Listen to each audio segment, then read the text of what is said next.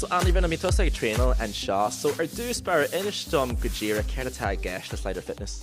Well, is rud nú Americanach atá garíide tá sé sách nó agus ní na fórne mórach cinál tosaí ráúsáid ach se dhéanaan se na aibríonn se na haltaí agus na mata na lug agus ládíonn se sósiad agus tá cinál zero impact mar de gan eile an so tá se an chotíonnta leis na physios agus cholathirt an léontaí se freisin tá go leor daoine ráúsáid ar fud na tíide. Úsáid an fud an nua-héalainn agus fud an chuig láin an rugby agus cholathan na ráúsáid inis so Deanan tú é tú hain, mar sin é an datníonn sé leat agus an chodíonn sé leat an aonchaí ceir ceapan tú faoi. Ó, sprála me, le tá sé iontach. Chun bhíon mar a dhéanana inis bíon mar fáil bháis. Bíon mar ré le tite me an álar.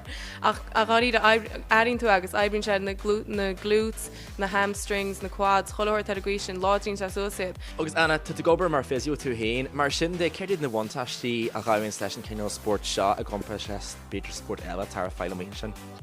Well, an rud is fearr faoi seo rilí ná Micheál a zero impact, like tugann se cúna go chuoine hééis gartaíthe agus rudí choráis agus cinál an transition sin dhéana idir a bheith i gobar leis a physio agus bheith goráis ar a barc nó goráis a gimmert, like bha séintach éis ACL nó rud be ar a gcuisi na tarlú just ládíonn se suas na mata agus tugann se seansráid cinál goráis ar a gcuí rotú. So why did you decide to bring sláinte fitness into your class regime?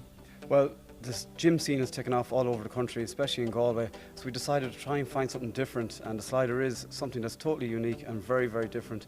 It's a lateral movement, it's a sideways movement, people are used to more straight line stuff, and we just find it gets a better reaction and people are excited by it, a little bit buzzed by it, something they haven't seen before. And you have a great facility here in the centre of Galway. And Yes, this is the Sports Dome.